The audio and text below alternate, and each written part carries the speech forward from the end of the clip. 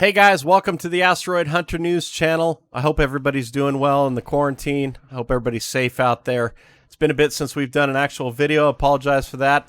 But today we got Sam Dean on the line with us, our research team member.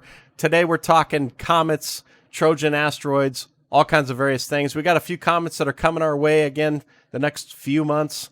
So we're going to talk about that as well. So stick around and check it out.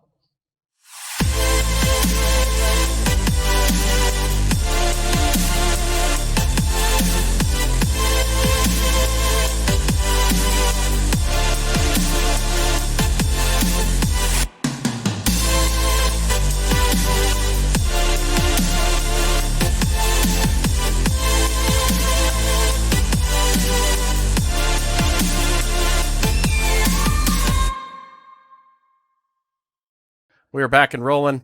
So we got Sam Dean on the line with us there. Are you there, Sam? You got us?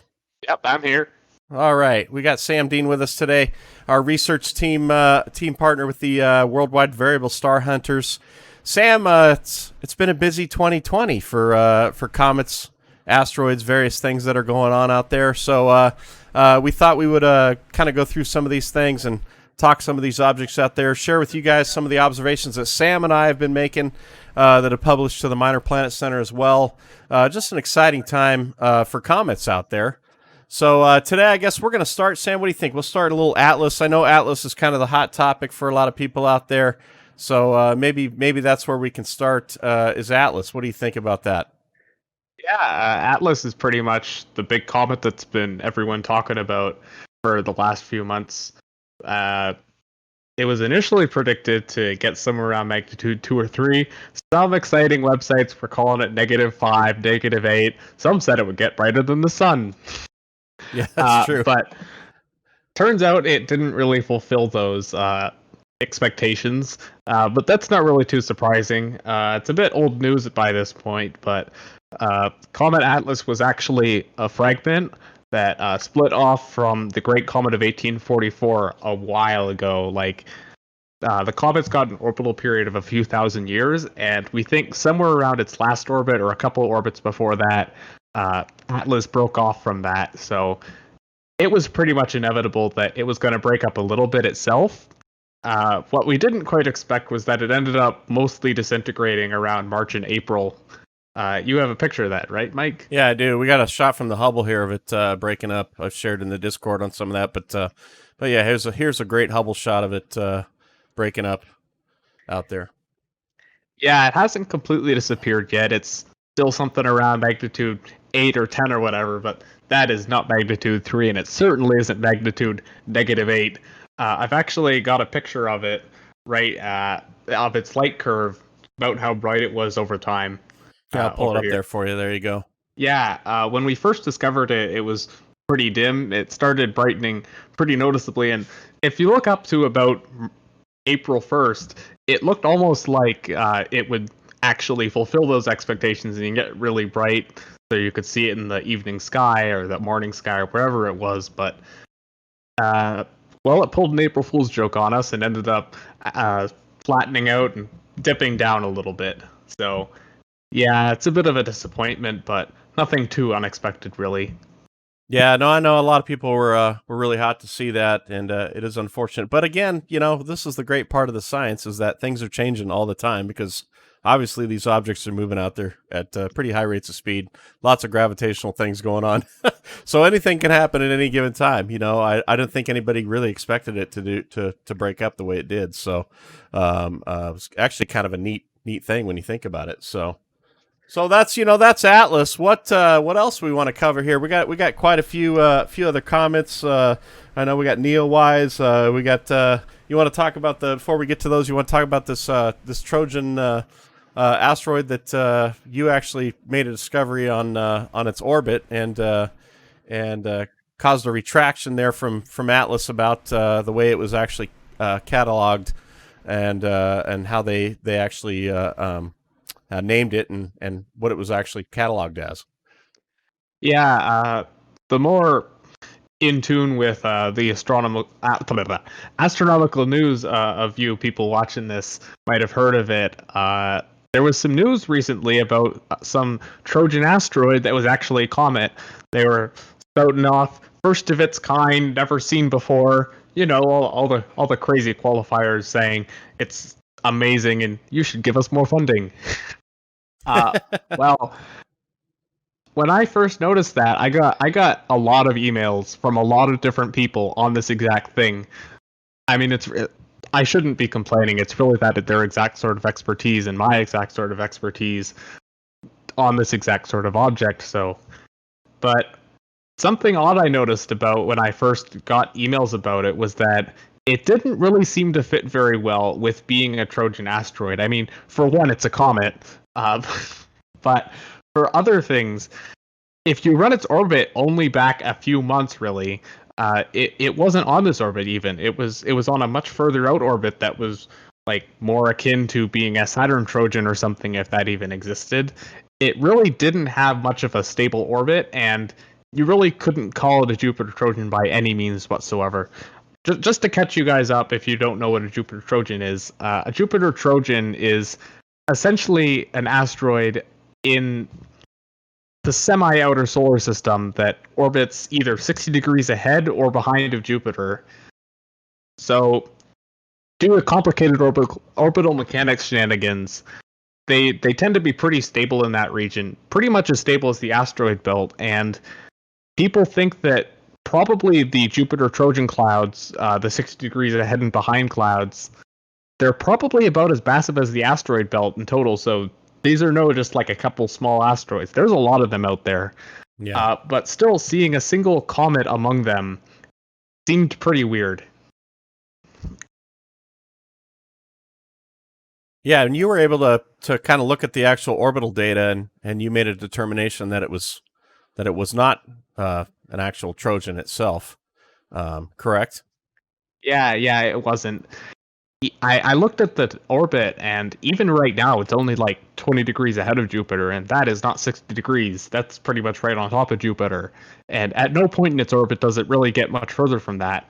In fact, it actually kind of gets a little closer than that, because as its orbit follows through and keeps going into the near future, it actually kind of makes a few other close approaches that really show how unstable its orbit is. Is that I what got you it have on pulled my up screen here? right Yeah. now. Yep. Yeah, let me share that with you. There you go.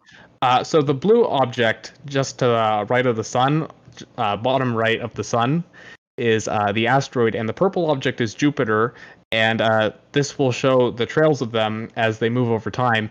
You can see that right now in 2028, the asteroid passes real close to Jupiter and just totally messes up its orbit chaotically. Sends it back out of a Jupiter Trojan orbit, back on an orbit kind of almost crossing into Saturn's orbit. Then it makes another orbit where it kind of passes kind of close to Saturn. And then again in 2063, it passes close to Jupiter again, knocking it out of its orbit onto a weirder orbit. Yeah, this thing's going to be sporadic over Yeah. the next many years for sure. But this is what happens, guys. I mean, it's really interesting when we think about, this is why we're trying to put eyes on these things at all times, because, obviously with the gravity that's going on out there, this stuff gets pushed around in various ways. And I mean, fortunately enough, this asteroid is way out away from us. But just to see the actual change of its orbit from the gravity of Jupiter is really interesting. Pretty amazing stuff. Actually, interesting side note, in 2063, it will pass really close to Jupiter. As in, it will almost pass as close to Jupiter as the Galilean moons like Io, Europa, Ganymede, and Callisto. It will pass almost as close as those to Jupiter. So it really will. It's really not in a stable orbit, and you can by no means call it a Jupiter Trojan. Do you think we're going to have a Shoemaker Levy 9 possibility again? Who Honestly, knows? probably not.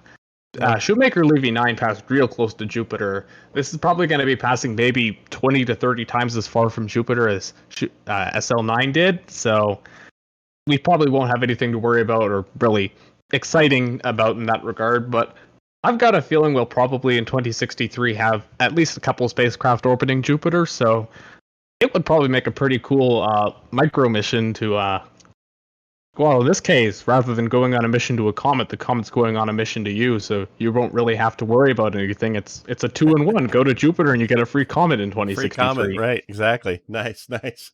Well, right on. Well, I appreciate the update and on that. And you know what? We're gonna kind of move through these. Let's move to the next thing. I'd like to talk about the comet that you and I took some observations on, Leonard. That's out there. 2000. What is it? 2019. Oh, I'm sorry. 2020 K3. Right here. And let me pull this up. So you and I were fortunate enough the other day. I got up about 3:30 in the morning and fired up the telescope here, and I had about 20 minutes of observation time before the sun came up to actually get eyes on this object. And we were some of the first. Here's our observations here that we made. But what can you tell us about 2020 K3 here? Obviously, a new object that we've been able to identify. Well, it was discovered on May 22nd this year, about a week ago, by the Catalina Sky Survey in the really close early morning sky, right next to the sun, really. Mike had a bit of a hard time having a look at it because he had to get up only about maybe 10 minutes before sunrise. Right, Mike? Yeah, I sure did. We were up. I was up early, man. Sam gets me up early sometimes, guys. He tries to. We go for the hard ones, man. I'm telling you, Mike, I don't hate you. The joke is Sam hates me, because he'll tell me, hey, I got this object. Great, where's it at? Oh, it's here. Oh, I gotta get up at like 3 in the morning. You know that, right? Go ahead. I'm sorry. Anyway, since it was only discovered about a week ago, we really don't know a whole lot about its orbit yet, other than that it's probably pretty long orbital period, probably hasn't come into the inner solar system in the last few thousand years at least. But we don't really know much beyond that. Pretty much the most interesting thing I'd say about it was actually the discovery of it back on May 22nd when the Catalina Sky Survey found it. The orbit that was calculated based on their 20 or 30 minutes of observation was actually a little bit concerning in the fact that it had a 1 in 50 chance of hitting us later that day in southern North America. And it wasn't just like a tiny object, it was like 1,000 feet across. So that certainly raised my eyebrows a little bit. I went around. We got the call from Sam early in the day, and we obviously have our telescope in Abu Dhabi that we're trying to get up and running, and unfortunately we were having some challenges getting the roof open. So, but Sam was like, we got to get observations on this immediately. I mean, he was flashing the red lights to us at that given time. Listen, if there's a 2% chance of an asteroid apocalypse, I'm going to be a little concerned. That's true. That's true. That's true. Well, fortunately for us, it didn't end up hitting us, as you can probably tell. It ended up actually being a comet, which is pretty interesting, actually, for a thing that looked like it was going to hit us turned into a comet after all. And it's really lucky that it actually got found, because by the time that it got found again, the uncertainty was just like degrees across the sky because of all of the uncertainty and where exactly it was. But it did get found, and we actually ended up observing it ourselves. You have a picture of that, Mike? Do I have the picture? Let me see if I can find the picture here. Give me 1 second here. Let me do this here. Do I have the picture that you shared with me? Let me find that. Let's see. I should have had that ready to go. It's horrible of me. Here's our image that we let me copy the link here. Give me 1 second here, guys, and let me post this thing up here. Sorry about that, Mike. That's okay. Put me on the spot here, man. There's the image there, right? Yeah, there it is, right in the center of it. The rest of the stars and stuff are kind of streaked because I had to layer a lot of images together and the comet moved during that time, but that's pretty much the best image that we have of it right now. We were able to get we were able to take measurements with this, so yeah. And again, I had about literally 20 minutes before the sun came up, and the light was like, after 20 minutes, man, I wasn't getting anything. I mean, this is 18 plus magnitude what we're shooting, and I just didn't have any opportunity to capture it because of the sun. It just was on top of me before I could know it. So Yeah, Mike's insane. I gave him the worst object he could possibly observe, and he passed with flying colors. Well, we were able to get in there and get it measured and get all our residuals, everything good. So I'm happy with that. As long as the observations come through, man, I'm happy as can be. And I know, like I tell people on our live streams all the time, we're not taking pretty pictures. We're just not. We're doing a lot of raw data calculations and observations on these things. So we're not super into trying to capture the pretty image, stack these kinds of things up. So we're just trying to capture photons. I mean, that's what we're doing, man. And sometimes those photons can look ugly, but if the data comes across correct, then that's what matters. So I just was happy as could be to be part of that, and it really was the first comet that my son and I were able to get some actual measurements on out of our observatory here. So been really neat instance in that. So well, that's awesome. Well, let's what else we got coming up here, Sam? The summer's coming up. People are been quarantined. I know I was talking to my friend there at my Daniel Mounsey at telescopes.net yesterday, and he had stacks of orders on their desks of people ordering telescopes and equipment. So there's a lot of people out there looking at the sky, and I know we have a few comets that are kind of coming around, and let's talk about that. What do we got? 2019 U6. We got Neowise. We got some things coming around as well that maybe people can look forward to. Yeah, the last couple comets, Atlas and Swan, have been a little bit disappointing to people, but we still definitely have a few things to look forward to. And the closer one is actually pretty surefire in us getting a pretty good view. The comet 2019 U6 Lemon was discovered back in October 2019, I believe. And based on the orbit that we've got of it so far, it seems pretty definite that it's going to probably reach really faint naked eye magnitude, something around magnitude 5 or so. We're still a little iffy on exactly where because, famous saying on comets are like cats. They're unpredictable and they got tails. But Exactly. considering we've got a good 6 months of observation of it, it seems pretty good that it'll probably reach magnitude 5. As for when, that'll probably be around mid-June, early July, sometime around then. It'll probably stay pretty bright and mostly naked eye magnitude for probably a couple of weeks, so people probably shouldn't have much issue spotting it if they're all right with getting up early and looking into the sky really deep. Yeah, and basically, let me pull this out so you guys can see some of the latest observations on this of just about 5 days ago. These are the coordinates of kind of where things are lying right now. But right now, it's kind of people have averaged, and I'm showing between 10 and 13 magnitude. What's the latest observations you have as far as its magnitude right now? Latest observations I've got are something around magnitude 7 or 8 or so. Okay. I usually don't put much value on the brightness that the Minor Planet Center reports. Their whole job's calculating orbits and stuff, and usually isn't on exactly how bright those things they're looking at are. Well, there's a lot of variances. I mean, from the way people are stacking images and those kind of things can have a big effect on a lot of that stuff. Yeah, too, some people are putting right, 13, and I'm seeing some single magnitudes being put down. I am for sure. So, but right now, around 7 or 8 right now, so it's definitely bright. Getting to be a real bright object. It's a little bit low for us, but here's its actual location. So, all right, well, that's a good one. Let me, in fact, I just want to pull up the actual orbital sketch of what we have here. It looks like it was November was its initial on it. So look at this thing. Come out there. You can see that, Sam.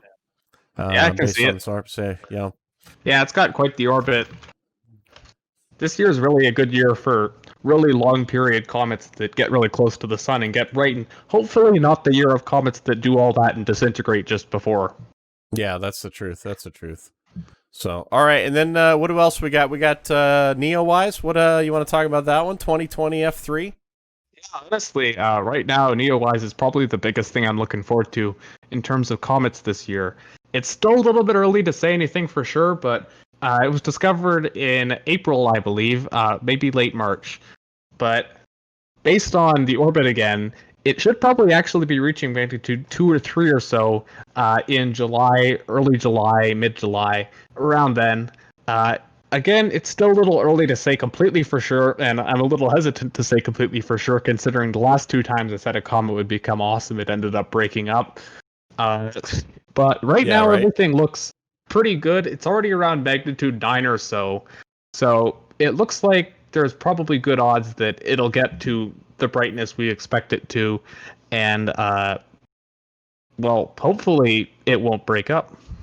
Yeah, for sure. Well, and I mean that's going to be a really bright object sitting out there with what you're talking about, those magnitudes on that. But so that could be exciting for everybody. It's just, well, you're right. It's just been an amazing time for comets. Can't argue with that. It's just really neat to be able to have these objects out there.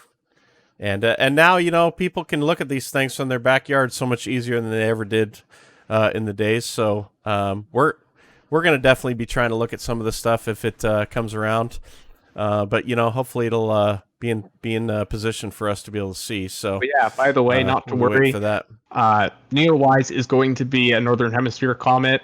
Don't get discouraged by all the recordings with really low negative declinations. It's going to get to the Northern Hemisphere when it gets real bright. Awesome. Well, that's what we're looking for.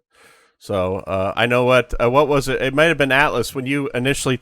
Was it Atlas that was initially, or Swan that was initially a southern hemisphere object, and you were calling me about it, and I was just like, oh man, like I'm just waiting, come on, and of course by the time it got to where we could actually see it, it's kind of broken apart, and it lost its luster, So I kept telling them that like Swan would become a really bright Northern Hemisphere comet, that nobody was paying attention to it. They were just ignoring it. I was like, come on, it's going to be Northern Hemisphere. I promise you guys, it's going to be so bright. And now I'm going to have to spend the next 5 months telling them that it's not. Exactly. Well, look, I mean, what 1 minute something, the next minute it changes as you know, and that's kind of the neatest part for me, I think, as far as the way the science is always changing, and it's just kind of neat. We're investigators out here just keeping an eye on these things, and if we can get observations on them and figure out where they're at, it's just it's a really cool thing. So as long as they keep changing, we'll keep looking, all right, Sam, well, we've been going for about close to 20 minutes here, I believe. I appreciate you being on the line with us here, man, and always all the things that you do for the science. Sam's out there, guys. He eats and breathes these things, and he's out there helping watch the skies. And he calls us all the time, say, "Hey, we got to look at these objects." But we're grateful for everything that he brings to the research team and the things that he does. So, all right, well, that's going to be it for us today, guys. Again, check out those comets, man. They're coming your way, and you'll be able to, if you got a backyard telescope, man, I hope you guys can get some good images out there.